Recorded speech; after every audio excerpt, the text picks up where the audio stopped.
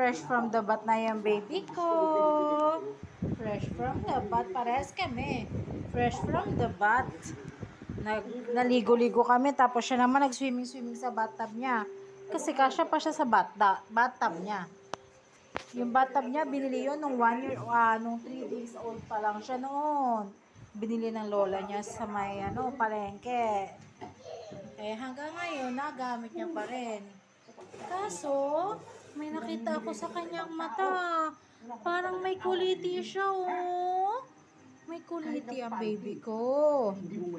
Oh, may kuliti, oh. Oh, ayan, oh. Ayan, oh. Hello. Rich Jill. My baby love. Ano ba yan? Kanina antok ka na eh. Pagdating ko, nagdede na naman siya sa akin. Pero pag 4 years old na siya, stop na tayo. Na, stop. Come here. Let's go na. Hi. Na naman niya yung kanyang damit. Kahit na sabi ko, wag niyang kagate. Galing rin to sa nag-therapy siya ngayon, pero wala akong alam sa nangyari kanina. Hindi ko na natanong yung kanyang teacher sa chat. Hindi na nasabi din sa akin kung ano ang development sa kanya, kung ano ang nangyari.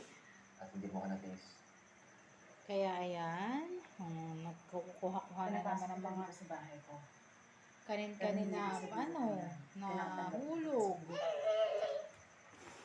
Ayan ang Rich Jill ko. Ang baby Rich Jill ko yan. Rich Jill, come here. No. Oh, hindi naman matigil to sa pagkain. Busog naman yan. Busog yan eh. Arte-arte lang niya yan eh. Oh, pa-sleep na tayo. Let's go, sleep na.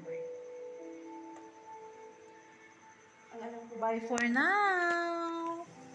Say bye. Bye. Say bye. Bye. Bye, Richie. Bye.